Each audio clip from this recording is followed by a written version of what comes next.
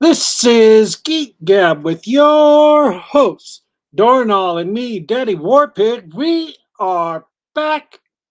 Geek Gab for Monday, April 22nd, 2024. My brain there was trying to trick me into saying 2022.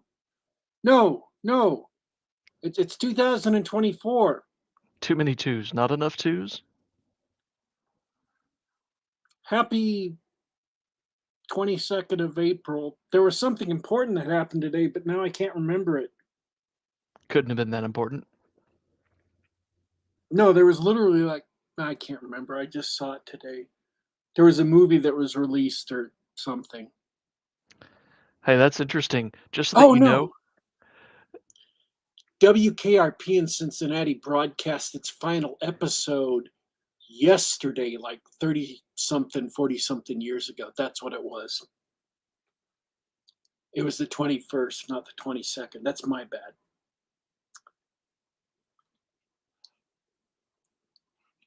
I have stunned you. I've stunned him into silence. you stunned me because we're working through technical difficulties. I have no idea what the heck is wrong with StreamYard or YouTube, but it was like a full 60-second delay. Folks, we waited for the show to start, and I'm sorry if the last couple of episodes got cut off at the beginning. I don't know what's going on with these streaming platforms, but um, even today, I believe it got cut off. Isn't that terrible? Well,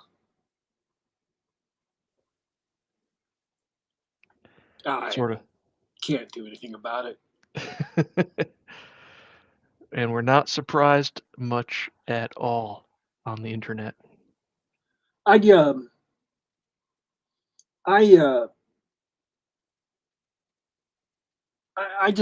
want to start the show by saying too. So are we broadcasting now in a part that's going to be recorded? Yes. Okay. So let's redo this. I may repeat this, but this is Geek Gab, folks. And we are your hosts, Dorrinal and Daddy Warpig. We are back. I want to thank everyone who's listening live. I want to thank everyone who will listen later. And this is the show for Monday, April 22nd, 2024, episode 343. We're going to be talking about Space Wars today. But I want to start the show by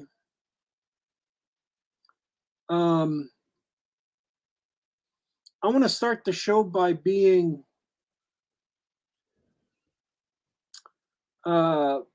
grateful that we've been able to do this for the last long time. Grateful for everybody who listens and tunes in, and grateful for my co-host for being willing to set this up this week, despite all the technical difficulties we had. It has been and will continue to be a great honor and pleasure. So, but you had a couple of things before we get to in Space Wars, because I watched the second half of Rebel Moon, or Rebel Moon Part 2, The Scargiver, and I was going to reacquaint myself with the first half by watching Rebel Moon Part 1, whatever that was called, but I just didn't want to do it. I just didn't feel like it, because I've seen it already and I didn't want to do it again. And we never did a review of it on the show. We promised to, but the one show we were going to, we never had a chance to, because we ran out of time. So we're going to review both of those. And we're going to review Netflix's The Three Body Problem. And we're also going to review sort of another show called Three Body on Amazon Prime, which is Tencent's original Chinese language, Chinese produced version of the same book, Three Body problem, uh, which I tried to watch. So, but before we get to all of that, um, we we had this week a battle Bronstein for Trollopolis that we wanted to talk about. That's right. Trollopulus, the infamous Dungeons and Dragons setting. Uh, we took a break from our normal scheduled dungeoneering, and I've been dungeon master for I think the past 2 months.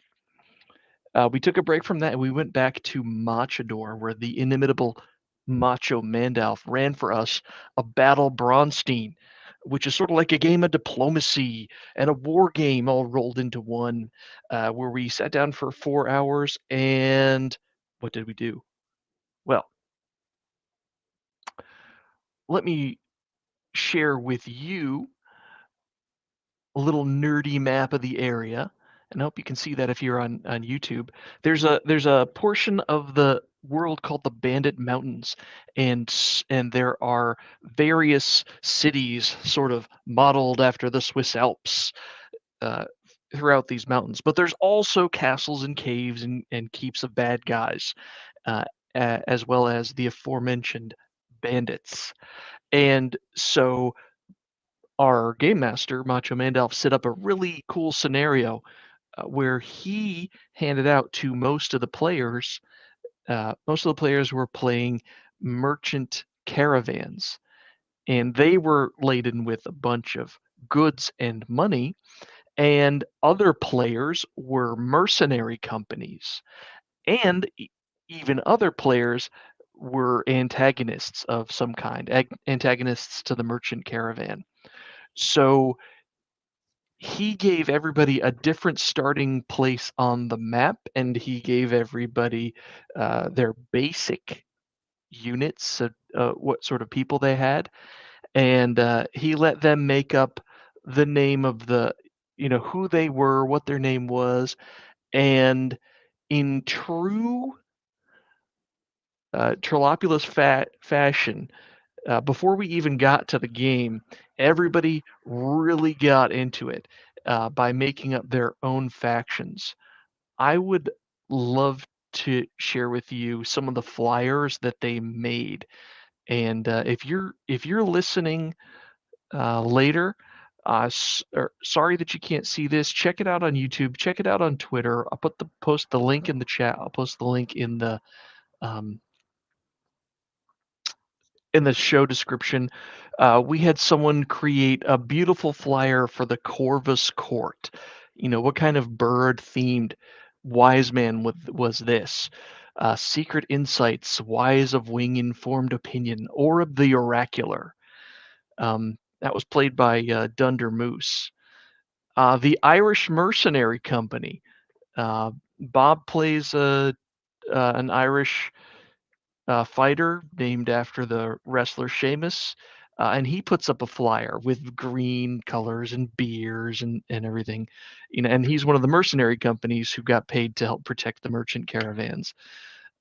East Machador Trading Conglomerate with an old time flyer advertising their looking for mercenaries to buy. Um, I played the I actually played the Machadors forces from Minas Mandalf. I was given 120 Pegasus Knights called the Pegasus Corps, 6th Company. We all got into making these different factions and different characters, and the Discord lit up with all these cool images and flyers and things that we were making. So even before the game started, we were wheeling and dealing, and people were arranging ahead of time. Yeah, I'm going to purchase 100 of your soldiers, and we're going to take this route, and we're going to meet up at this castle and move together, that sort of thing. So the plotting already happened the week before, and then the night of, we finally played it. And there was, first of all, there was a great convergence in the middle of the mountains as everybody's routes sort of took them towards the same area.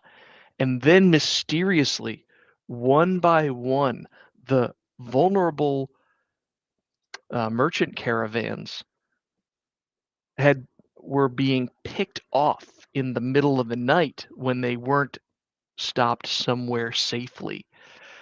And I'm not doing it justice, but there's constant messages going on in the back channel. People are jumping into different Discord channels to make deals, and there was a couple of times when the dungeon master takes one or two other players into a private channel and they're gone for like half an hour. We know something bad is happening. Sure enough, there is a fight somewhere in the mountains, and I think the Eastern Trading Company got eliminated, and there was another trading company that got eliminated, and I don't have the name right in front of me. Very cool stuff. What happened was at the end of the night, after several battles and moving through the mountains, one trading company did make it through the mountains in one piece, whereas the two of them, sorry, out of four players, two were eliminated. One of them was eliminated by the Master of Winter, an evil monk, and his white dragon and yetis and ice toads in the mountains. Another one was eliminated by Corvus, Orb the Oracular. Literally just assassinated the guy with a lightning bolt when he thought he was safe. And a third expedition, there were two expeditions that were lost to the Master of Winter, actually. But one of the merchant caravans actually made it out, and that was played by Fluid the Druid. And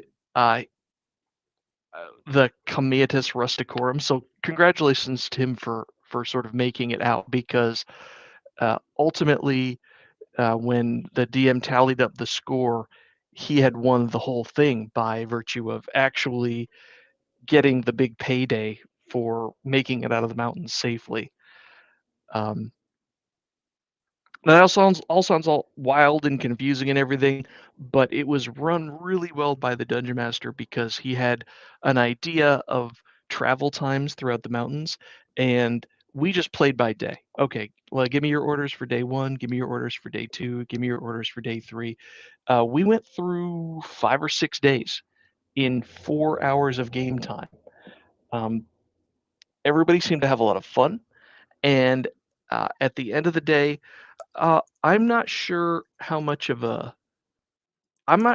we shook up the status quo of the game world, but it's not things have happened. Like one of the merchants that was wiped out was a point of contact for the regular adventuring group. So we no longer have access to that guy for buying and selling our wares. A new faction entered the game thanks to Bradford C. Walker, friend of the show. He showed up and he played a bandit group, and he made a deal with one of the other players, and who knows what's going to come out of that. We're going to find out later when we play the game. And if you've been following the Bro SR, if you've been following D&D and Twitter and those guys, you know what's going on with these Battle Braunsteins. For anybody who's new to this sort of thing, the idea is that every once in a while, when you want to do some big army wargaming, or if the campaign world that you're in is a little stale and you want to shake up the status quo, or you just have a crazy idea for some event that you want to do, you get everybody together, all the players together, and you say, guys, this week we're not going to play a regular game with your regular characters. We're going to put those guys in the background for now, and we're going to play these big factions. Everybody's going to get an army or a special character, and we're going to put you on this map, and everybody's going to fight over something. And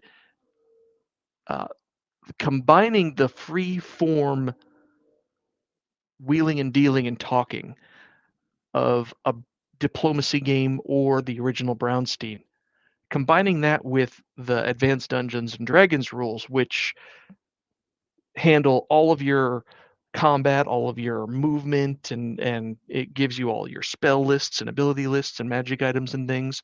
Using the AD&D as your core rules and playing a Brownstein with it, it really makes the greater world come alive that much more for that one session.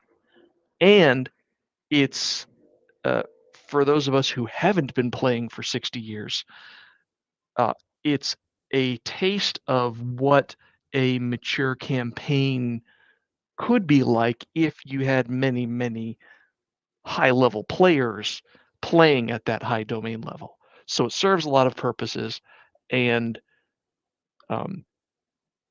the argument or the description coming from the people doing it, and Jeffro, thank you, Jeffro, for holding the first Battle Bronstein and sort of spelling it out for everybody, is this sort of game is integral to Dungeons and Dragons. This is the sort of game that you get to play in a mature campaign when you have multiple people with different forces facing off against each other. And congrats to Flew the Druid for winning this one. I really want to appreciate Macho Mandalf. He really knocked it out of the park. He ran this thing smooth and efficiently, and we all had a great time playing it. So that's it. That's what happened in our last game, and it was so unusual, so unlike your usual sessions. I just had to talk about it. Awesome. Is there anything, if you were going to do this as a game master, is there anything you would have done differently? Let's see. I am not sure about that, actually. The only thing that was a little awkward was that my faction, the Pegasus Knight, had a movement rate that was so much faster than everybody else's. So each caravan would be able to move 3 spaces through the mountains in a day, right? And I could move my guys 5 spaces in an hour, which is an amazing advantage. I wish I'd been able to take better advantage of it, but the movement rates were so different that I think the ref was unable to really. I mean, in other words, I'd be taking something like 8 to 12 actions more than everybody else, and I don't think he had the time to really play it that way. So I don't know if having one faction that different from the others was possible for him to really use. But that's a minor thing. I would, if I were to do something like that, it would be roughly the same. You've got a small area, you've got different factions with competing objectives, and let them go at it. Now, one thing that I hinted at the beginning that that I'll make more explicit is there were teams. It didn't seem like that when he first explained it, but there were teams, right? The 4 merchant companies had great incentive to work together, and the mercenary companies were interested in making money off of them by hiring out their services, but that wasn't an antagonistic relationship. The mercenary companies were, for example, weren't going to win the game by killing all the merchants and stealing their stuff, right? It was a cooperative endeavor. Uh, but then there's the antagonists, which were the Master of Winter, the Kenku, led by Dunder Moose, the Oracle, who killed one of the merchant caravans. Um, there was Bradford's bandit crew. We didn't learn much about them, and there was no sign of the big red dragon. We don't know if he's a problem. So it was actually a team game if you really think about it. But there's only one individual winner, uh, and that was interesting. I don't know if I'd do it that way again, but that made it for a really interesting game.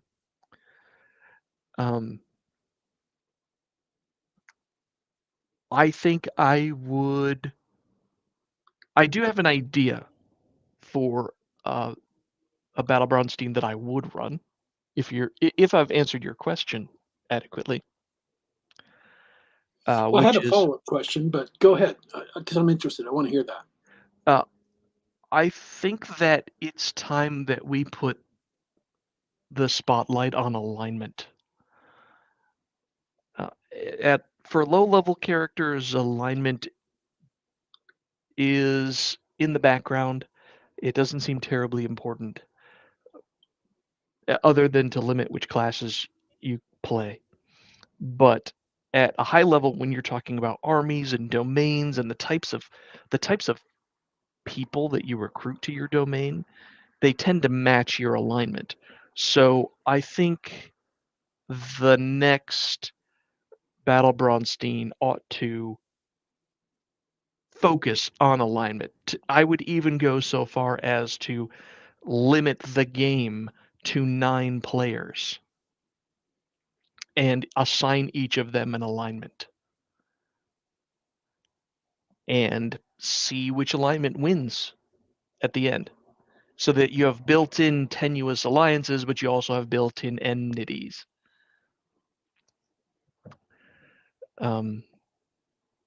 And speaking of the cooperative nature, Fluids here, Brian Reninger says, yes, I couldn't have done it without the Irish, but I paid dearly for their help. And for my part, and I know we're digressing back to the Machador Bronstein, I charged too much for my services because the 2 mercenary companies that perished balked at my prices, and they would have lived if they had 60 Pegasus Knights with them. Totally different ball game. So yeah, hats off to you. But to go back to my thought, yeah, I think alignment needs to play a bigger role in this next one, and either that or booze and drugs when Fluid does his gangbusters. But we'll talk about that later. So what do you think about that? Well, what I'm thinking about is most of the Bronstein things have been, like Brovenloft. They've been these big, huge, mega month-long events, and then there was Decembork. That was another month-long event. Is this the first one that was done entirely in one night? That was still covering a lot of time, but everything was adjudicated in one night. It's the most effective so far. The Battle Bronstein that Jeffro ran in Who Caresville, we did it in one night. It was like a 6-hour session, but it only covered, I think, 2 days, because we had the red kegger, and it was so much fun. We played that out and then it was over, right? This one, it was I think it was 6 days. 6 days of game. It could have been a whole week. And we played it out in 4 hours. Like, it was really well done. So do you think it's because because the techniques for running it are getting better, or because the Brosar's understanding how to get them, how to run these better, or what? Oh, that's a great question.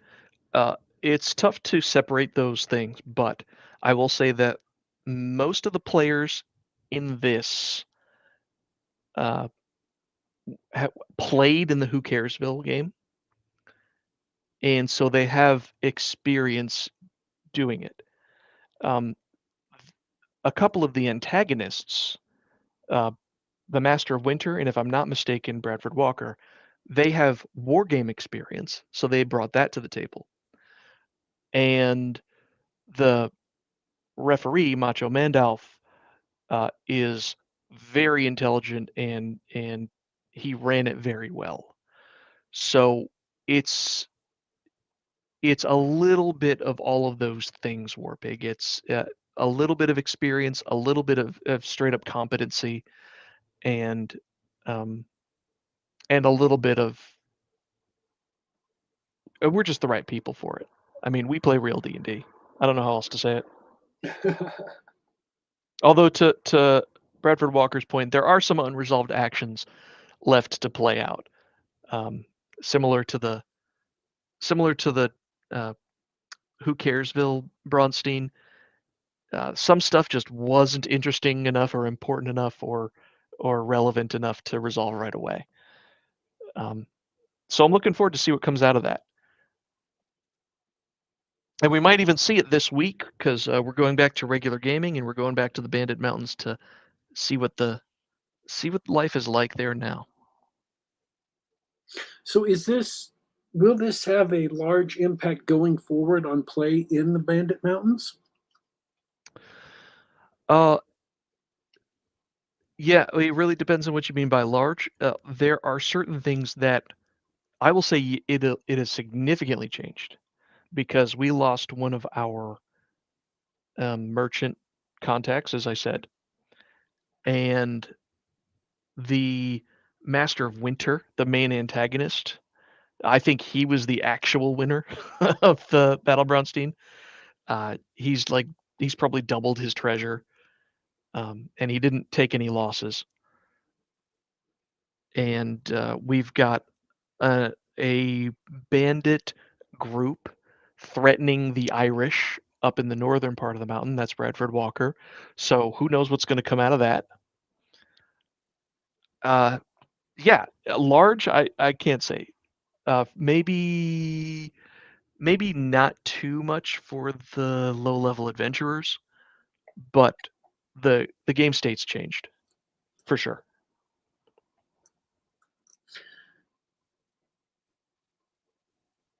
All right, I think that's all the questions I had. We're going to sign you up for the next one, Warpig. You can't miss it this time. I actually showed up for the beginning, but then when I realized it wasn't a regular gaming session, I dipped out because I was like, oh, I don't have anything going on in this. I'm going to go do something else. And that's when I went off and watched Rebel Moon. Very good. Very good. I was like, so if I can't play, I might as well do something, get ready for the show. Hey, Simon Hogwood. Glad you're here. Good to see you guys listening in the chat. I think now that everybody's here, I think it's time to start talking about that stuff, Daddy Warpig. You want to tell us about Rebel Moon first or the other thing? I really don't. That's okay. We can keep talking about D&D. I'll go change the stream title later. No. I mean, that's mean. I just let's. I love it. This is the best way to start. Oh, man, Rebel Moon, boy, that Zack Snyder. You got to understand, it gets shakier every time I'm forced to watch a Zack Snyder movie and then describe myself as a big Zack Snyder fan, because the point in time at which I have to assert that I have stopped counting Zack Snyder movies that I like is getting further and further in the past. And so it's like, oh yeah, except everything after, I don't know, 2011 or 2012. So I don't know that I can count myself as a big Zack Snyder fan anymore, but I'm really a big fan of his 2004, Dawn of the Dead, or is it Day of the Dead, whatever it is. Dawn of the Dead, his mall zombie Dawn movie. of I the love Dead. that movie. I love 300. I think that's a fabulous movie. I'm a big fan of Watchmen. I think Watchmen is great. His Owls of Ga'Hoole movie, I think, is a criminally underrated animated film. Uh, it is absolutely great. I've only seen it once, but I really liked it when I saw it. And I I really, Yeah. really disliked everything he did for DC. Sucker Punch is three absolutely amazing and one really, really good fight scene in search of a story that would make them make sense. It would be best. I would love it if I could get those four fight scenes just by themselves so I could just watch those four fight scenes and ignore the rest of the movie. But all of his DC stuff, Man of Steel, Batman versus Superman, Dawn of Justice, and This is a pretty rough list ever since 2009. yeah, I didn't like any of those. Um, his zombie movie for Netflix was spectacular looking, but just had an awful story and some awful concepts. And I feel like I'm missing some other movies in there somewhere. And then there's Rebel Moon. Zack Snyder is an amazing visual director. He knows how to put gorgeous and moving images on the screen, but the man cannot write. He just can't. He should not be allowed to write. And he also is not a cinematographer. And in both his zombie movie, which is Army of the Dead, am I wrong about that? Army of the Dead. We reviewed I it. I mean Dawn of the Dead from 2004. So I'm pretty sure it's Army of the Dead, where they go into Las Vegas and it, Yes. I didn't know that was Zack Snyder, but that's on the list. Army of the Dead 2021. yeah. What an Okay. amazing premise, completely blown. Yes. Don't let him write Well, anything. you shouldn't let him write anything, and he needs to stop trying to be his own cinematographer because he's no damn good at it. He's worse writer than he is cinematographer, so if you want to take that for the tepid endorsement that it is. Uh, Rebel Moons, both of them look just amazing. They're gorgeous. The shots are, there's you know, some of the most beautiful things have been put to film, but they're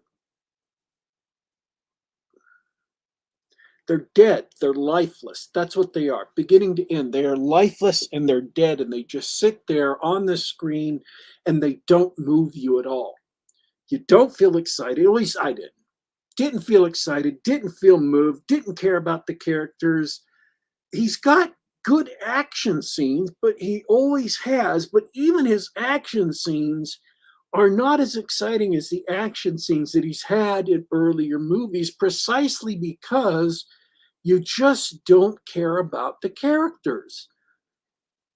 The only action scene that was at all just amazing is the closing action scene of Rebel Moon, which is a fabulous action scene that is the best lightsaber action scene since the original Star Wars trilogy. And I'm absolutely sincere about that. It's better than anything in the prequel trilogy or the sequel trilogy or anything since then. Best lightsaber action scene since the original Star Wars trilogy. But it's not worth watching, not worth sitting through all of the whole 2 hours of Rebel Moon 2 to get to it. It might be worth fast forwarding through them all to watch it if you want to see a really great lightsaber battle. I mean, they're not technically lightsabers, they're swords, they're energy swords that light up, but it's a cool scene. It's quick, it's different, it moves, it's fun, and you're like, wow, this is the Zack Snyder I've been missing. Where the hell has this guy been for the entire rest of the movie? I want to describe something for you. And I'm sorry if people are going to tune out of this podcast at this description, but believe me, you're going to want to listen to this description because I'm going to be making a very specific and important point about Rebel Moon Part 2. Wheat grows in fields on long stalks, and at the top of the stalks are the grains. And the grains have tall pieces of grass or whatever coming out of them. And in order to harvest the grains, at least by hand, you take a scythe that is a long curved metal blade on the end of a long piece of wood that has two handles, and it's specifically curved to hold it in two arms, and then you swing the scythe. The scythe cuts down the wheat, and the wheat falls into a field.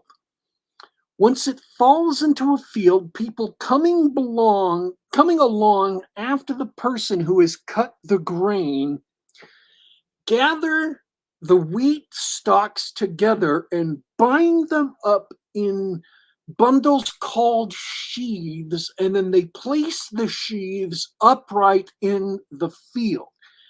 And then a wagon comes along and people pick up the sheaves and toss them into the back of the wagon. Then people take the sheaves from the back of the wagon and toss them into an area where they walk back and forth on these stalks, which allows them to stomp off the little grains from the stalks, and they throw the straw away. These grains are gathered in baskets and tossed into the air so that pieces of straw fly away, and all that you are left with is the actual grains, which is what you want to eat.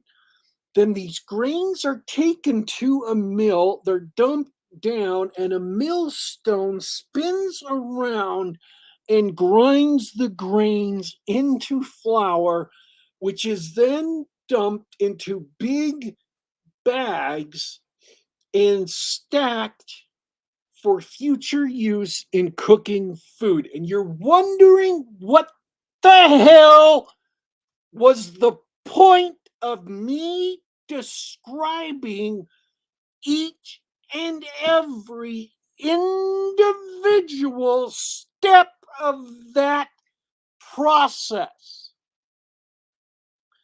And I'm going to tell you that each and every individual individual step of that process was filmed for this movie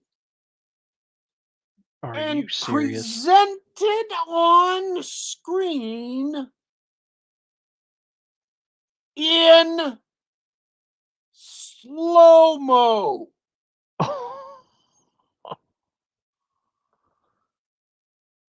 And however long it may have felt, however painful it may have felt to sit through me describing it to you, and I tried to make it as fast as I could, believe me, it could not possibly have felt as long as it did to watch it as part of this movie. Do you understand the point I am making here? This is great. Warpig, you've given me and everyone else the perfect Rebel Moon experience. I now know exactly how you felt. I did not understand why that was in the movie. I did not understand it. I don't understand it. I watched it. And what I thought was, if this was a documentary on the BBC about life in 1300s England, and some guy with a British accent was describing this process to me, and I was being educated, I would feel like this was a fulfilling moment in my life, that my life was not being wasted. That is not what I felt like. I felt like the opposite of that. Like Zack Snyder was wasting precious minutes of my time.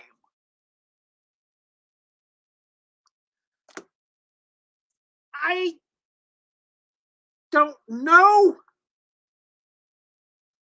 if he was trying to draw a contrast between the bucolic farm life of this village and the mechanical, regimented military life of the soldiers who were coming to crush the village, even extending that as an explanation is being too kind to the movie, because no such thematic contrast is drawn out in the movie. There is no corresponding material in the movie that would make that apparent. There's no shots of soldiers polishing their gear or loading their guns or being yelled at by sergeants or loading up or putting on uniforms or shaving their heads to draw some kind of contrast. That at least would have been a contrast and a thematic congruence. That is mere speculation on my part, and in doing so, I am being entirely too kind. I'm making an excuse. I feel embarrassed and ashamed for making that excuse because I'm extending to the movie a courtesy that it does not deserve, a courtesy that it hasn't earned. I'm trying to impute to Zack Snyder motivations that are not apparent in the movie. There is no motivation in the movie for this material. It just is there. It's long and it's painful and it's just there, and there's no reason why it's there. There could be a reason why it's there. I've just given a very good one, but it's not there. That's absurd. It is absurd. It's completely absurd. This movie does not stand on its own. It's the second half of a longer movie. They tried to make the first movie stand on its own, and it kind of does, but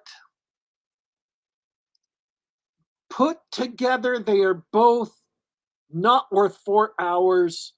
And there is apparently an R-rated version that's going to be 6 hours long. Say what now? There's a director's cut that takes place in an alternate universe with different character motivations. I'm not making this up. I swear I am not making this up. There's a director's cut version that has like sex scenes and stuff and more graphic violence that is coming, that's going to be even longer. With Don't we call that the Snyder Cut? Those yeah, are Snyder Cuts. and then there's supposed to be 4 more Rebel Moon movies, and they kind of set up another Rebel Moon movie. I'm telling you, I haven't described this entire movie to you. It's the Seven Samurai in space. It's A Bug's Life in space. It's Battle Beyond the Stars. But honestly, if you want a science fiction version of the Seven Samurai, just go watch Battle Beyond the Stars. It's a Roger Corman movie. It was made with a low budget, but it's better than these 2 movies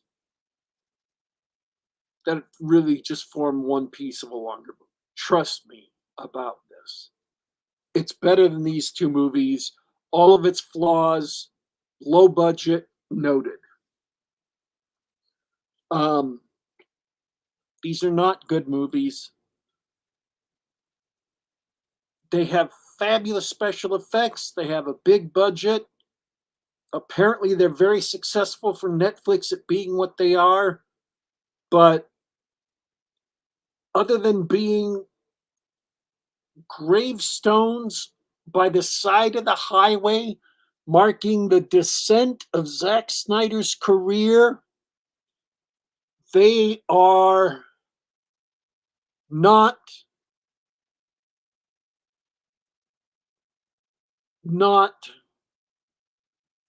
notable in any way.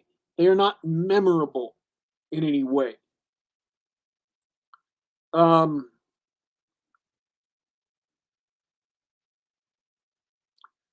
I can't think of anything to recommend them.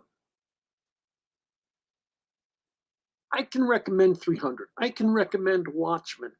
I can recommend the 2004 Dawn of the Dead. I can recommend the 4 fighting scene. I can recommend you watch Sucker Punch for the 4 fighting scenes. I just can't recommend. I can recommend that you watch Man of Steel for Henry Cavill's performance, and for the fight scenes, which are really good. I can give you a kind of a qualified recommend for Dawn of Justice and say it's an okay movie. It's not great, but it's kind of mediocre. I can't recommend this movie, either of them, taking it as a whole. And Uh, it brings to mind, I saw somebody post this the other day of all of Quentin Tarantino's movies. He's really made 10 movies. He considers Kill Bill one movie that they chopped in half because it was 4 hours long, kind of like Rebel Moon. And I look at Quentin Tarantino's 10 movies, and in my opinion, those are 10 movies of higher or lower qualities, 10 good movies to fabulous masterpiece level movies, and one clunker. Um, and as a writer, he's written True Romance, which I love. And I just,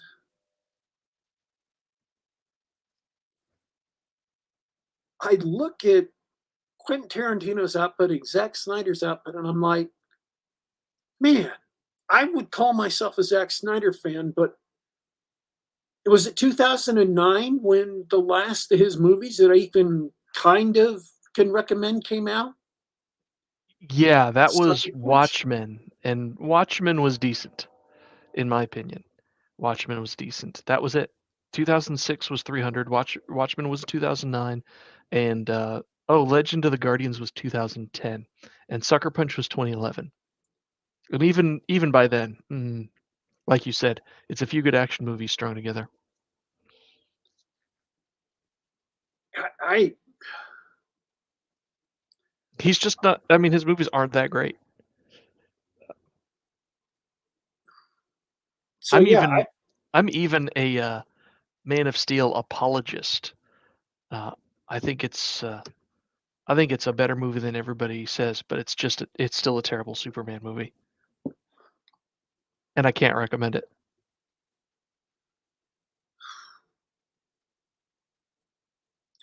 it's just Rebel Moon 1 is better than Rebel Moon 2. Rebel Moon 2 doesn't have a plot. It doesn't have a story. It is just the preparation of the village for the final fight and the final fight. It's like the act 3 of the movie. So making it its own movie was a disaster. It didn't need to be its own movie. Didn't need to be as long as it was. Um, Absolutely did not, and I can't recommend it. Um,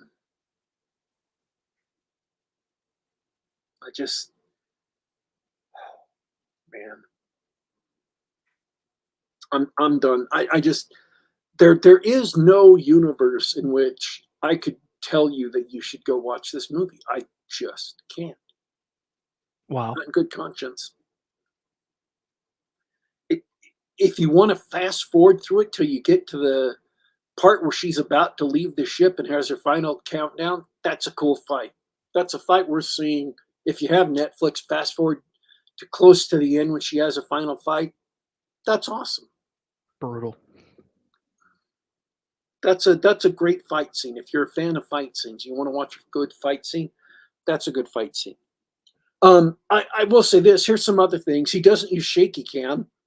You can tell what's going on, and I don't mean just in an individual sense. Like there is a battle going on, and you can tell what's going on in the battle.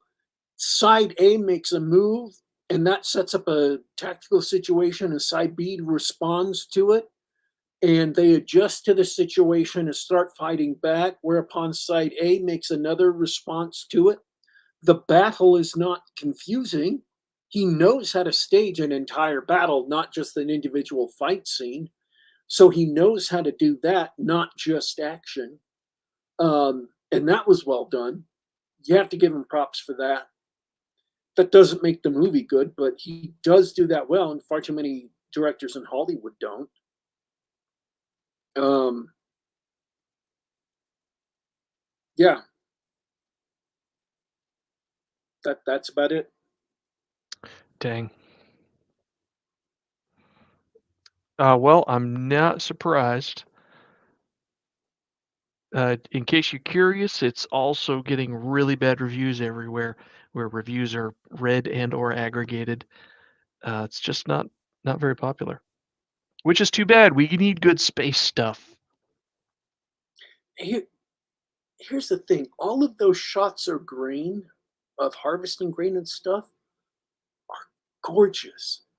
They are absolutely beautiful shots, just phenomenal. But they're just wasted time.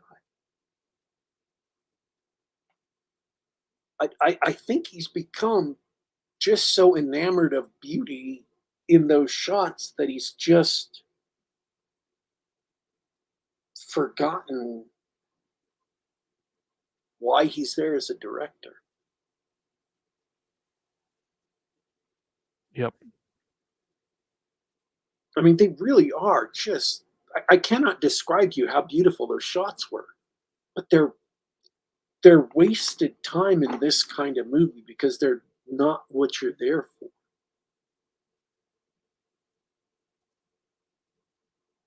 So, anyways, um, three body problem, which we discussed a little bit last week. Uh, and I was kind of confused as to what three body was on Amazon Prime and what three body problem was on Netflix. So let me give you the rundown. There was a book written by a Chinese author called, in English, The Three Body Problem. And it was translated into English and won a Hugo in 2015.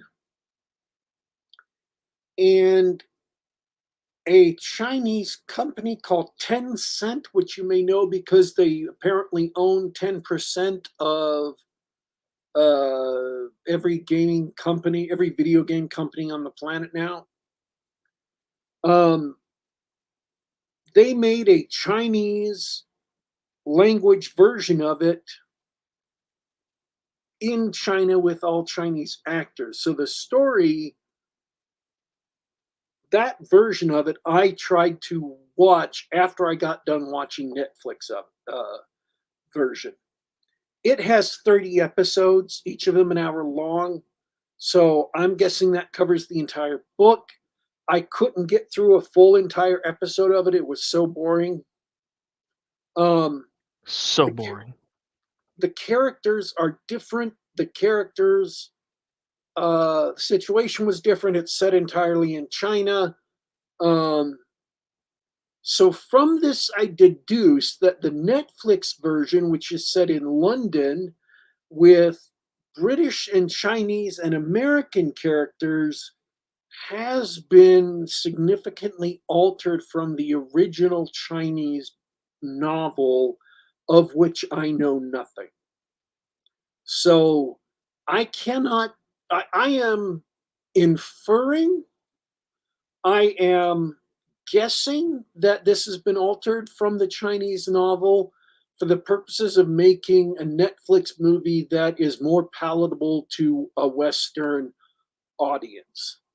That it's being set in London so that people um, will like it more. I don't know if the translation of the novel was also altered or if the Chinese novel was set in London and they altered it, if Tencent altered it for, to make it a Chinese TV show. I don't know how all that worked. You'll have to forgive me.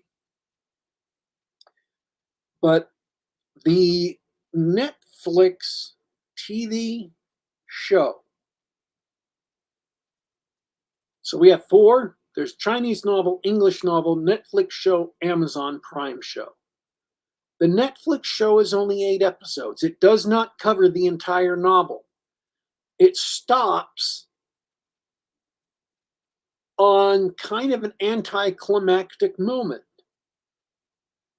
That is, let me tell you, a little bit of a letdown. Oh, that's a terrible place to stop.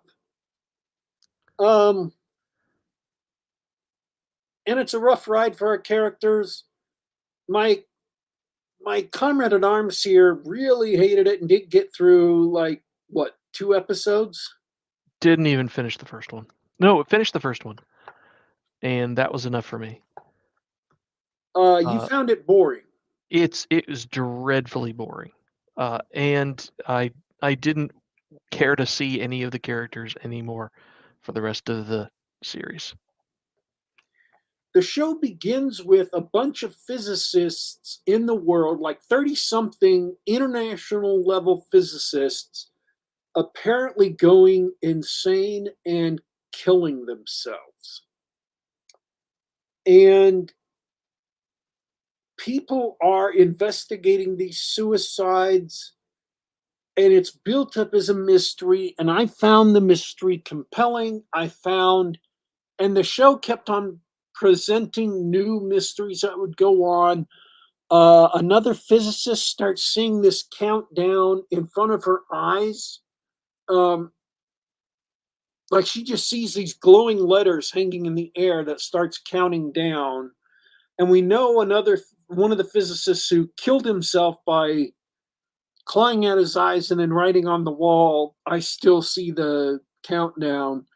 Um, he wrote in blood on the wall this countdown and ended up killing himself. So we're like, "Oh, he killed himself." And then another physicist tosses herself into the cooling tank of a Shcherenkov pool, and all these things are going on. And I found the mysteries interesting, and they kept on stringing them out. It starts off with a big scene of a struggle session in the Red Army, in the uh, a struggle session in China during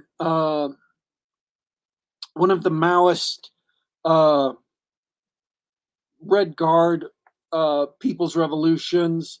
Um, I think it's a great cultural revolution.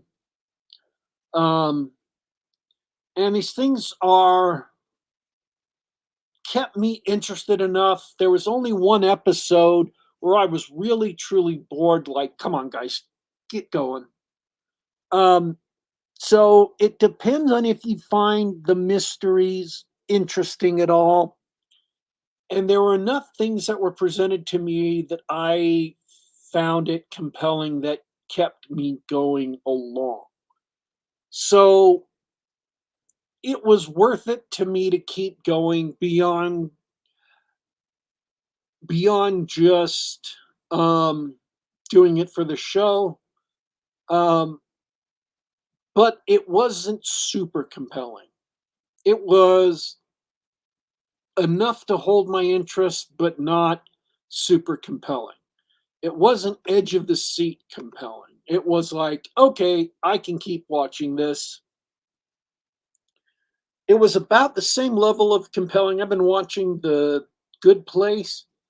It was about the same level of mild interest that I have in watching The Good Place. Um, where it's like, okay, this is barely interesting enough to keep watching. And it's not badly done. There are some really great scenes in it. Um, one of the characters makes nanowires, and if you know what nanowires are, nanofibers, um, they're used as weapons famously in like Shadowrun and other role playing games. And they get used at one point in the show, and it's a brilliant sequence. Just amazing to see what they do with it, and I loved it. It was almost worth watching the show just to get to that scene. It's just great, and it is absolutely karmic justice. I loved it. Um, so if you've ever wanted to see nanowires used in the way that you think they might could be used at some point, and that's a bit of a spoiler, sorry, there are payoffs. The show sets things up and pays them off. It's not all an entire season of tease. Um, it sets up mysteries and then pays the mysteries off and sets up new mysteries and pays those mysteries off and sets up other mysteries and pays those mysteries off, and things get explained. So, in that sense, it is at least unique among streaming shows that tend to set up mysteries and try to keep you hanging for the entire season and then never pay them off and say, okay, next season we'll pay off the mysteries. Or in the season finale will pay off the mysteries or whatever. The show actually does things with the mysteries it sets up. At one point, it introduces this VR game, and you're like, "What's going on in this VR game? What's happening? Are they going to solve the puzzles? What are these puzzles for?" And it pays off those mysteries. And whether or not you find the show compelling depends on whether or not you find the answers to those mysteries interesting. But they do pay those off. Um, so they're there. They do give you those answers. So at least it is worthwhile on that level. Um, I found it worth watching. I enjoyed it. There are shows that I've enjoyed more, but I did enjoy this show. And it is so much better. People may tell you, hey, they've got a bunch of foreign language shows, and the foreign language shows are better than the Netflix adaptations. In this case, based on my experience, this Netflix adaptation is infinitely superior to the Chinese language one on Amazon Prime. Um, but if you'd like to challenge me on that, please go ahead.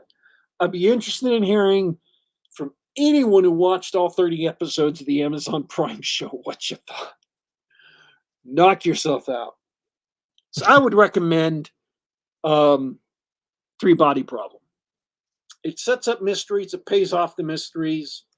And you do have to realize it's written by a Chinese hard sci-fi author writing in communist China. So there is a lot of anti-religious, but not a lot. There is present in the show anti-religious, rah-rah science statements done at several points during the show. People openly state, religion is false, science is real. We depend on science now. We've evolved past religion. I'm sure John can give more accurate quotes on that That's than that's exactly where I decided that I wasn't interested in seeing the rest of it. The first episode was boring, but it did set up that central mystery of the countdown and the physicists uh, killing themselves and going mad. So uh, I was thoroughly boring, and I didn't like any of the characters. But the one thing that made me not want to find out what happened with the mysteries is we had two characters, and this isn't a communist struggle session. This is the characters, like two of the main characters, speaking, and one of them says, uh, "This is the main character from the past. There's sort of like a past and a present.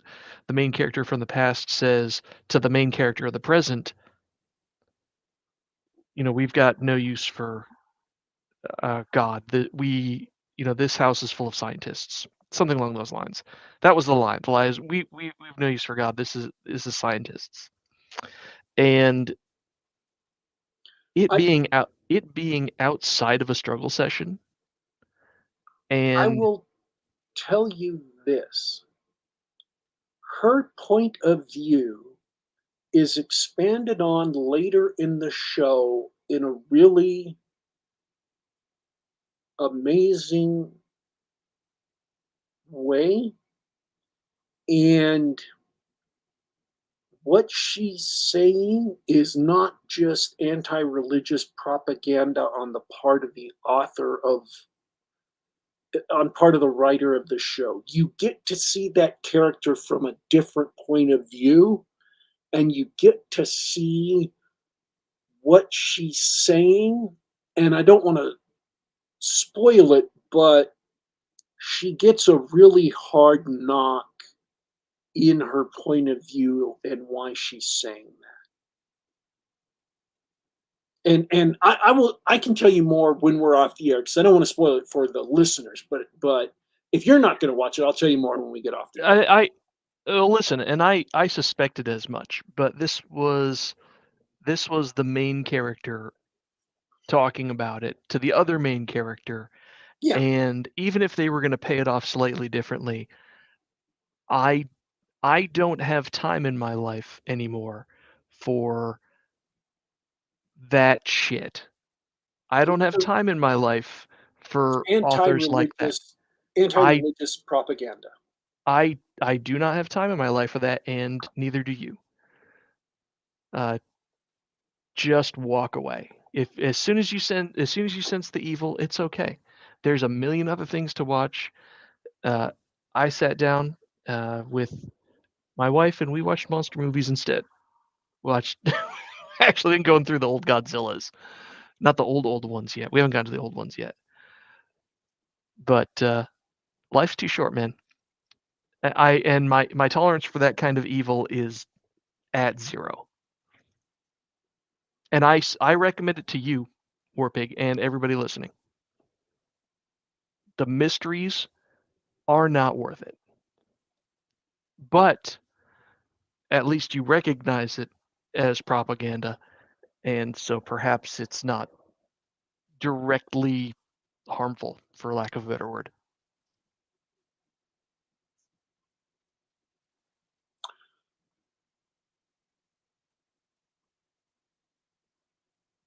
I've said my piece. I would say that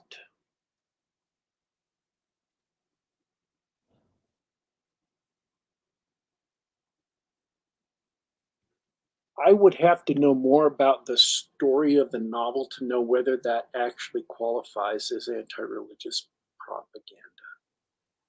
Mm. Just because you have a character who believes those things and says those things doesn't mean the work as a whole is anti-religious propaganda. But I'm not criticizing you for dipping out. I'm not criticizing you for having no tolerance for it because we live in a time where here's the thing. We live in a time where things like that are so common and they're so obvious and they're so frequent that if you have a low tolerance for it, that's only to be expected. And so I'm not criticizing anyone who heard that and said, well, that's it, I don't want to watch. That's perfectly fine. Um, I have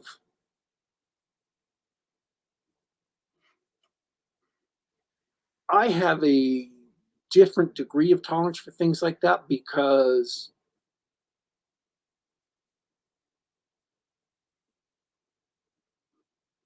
different person, different experiences. And so whether or not the work as a whole is anti-religious propaganda, I don't know. Uh, and also, I have a different set of criteria for whether or not something is valuable for me to watch. Because for me, whether or not I can review something for the show determines whether or not it's valuable for me to watch. So, and on that level, it entertained me. It wasn't painful. I watched the whole thing. I have been tortured by shows that I've had to review for this show. This show at least kept me entertained for the 8 hours I watched it. Good. Um, I'm actually glad that you got something out of it. Uh, and I was worried they weren't going to pay any of that stuff off. and that character's journey through the show, their character arc, what she says when she goes through that, um, I'm not saying it makes it worth it, but it's not the simplistic statement it seems on the surface based on what happened in the original. thing. But to be fair to the show, other characters make similar pronouncements. Um, so I'm not trying to defend it against that charge of being irreligious or unreligious or anti-religious either. I don't know. Um, one way or the other. Uh, I am neither. I am on the question of whether the three body problem as a book or as a whole is it is not pro religion. The Netflix show is, but I don't think that is the sole determinant of quality.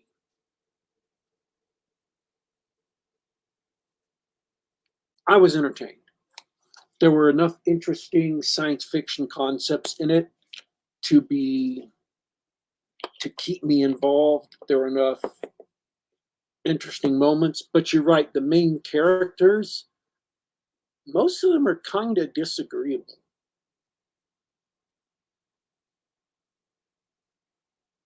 They're a little Uh, bit and not in a warrior kind of way, not that kind of disagreeable. not in a fun way. No, not in a entertaining way. Hmm. You don't feel empathy for the main characters. You don't ever really feel like you're getting close to them. They're all really prickly people. Um, Yeah, prickly's a good word for 'em.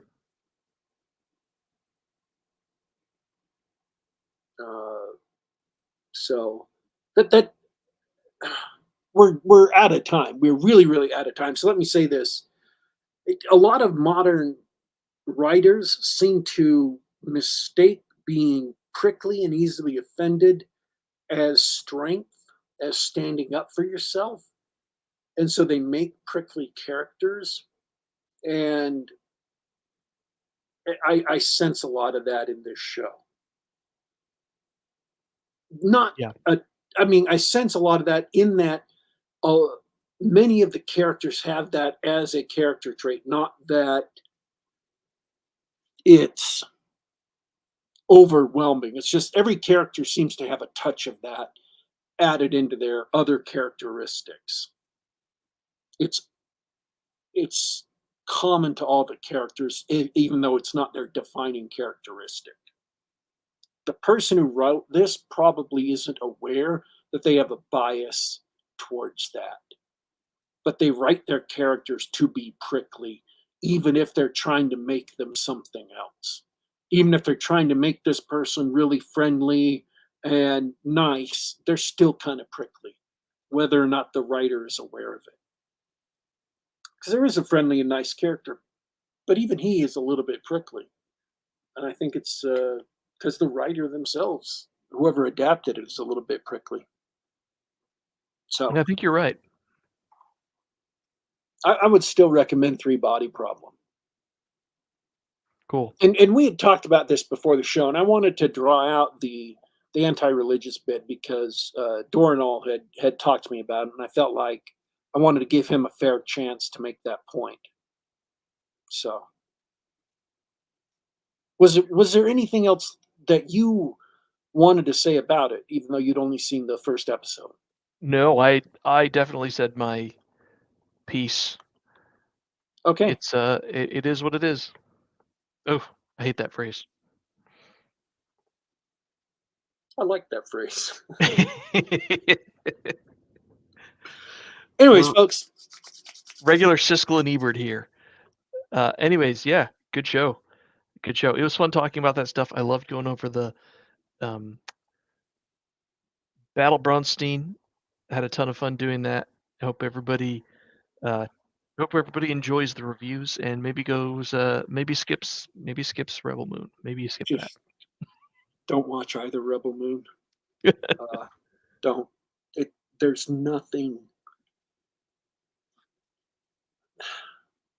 Don't. That's all I can recommend. I mean, I've seen worse movies. I really have seen lots of worse movies, but there's nothing in them.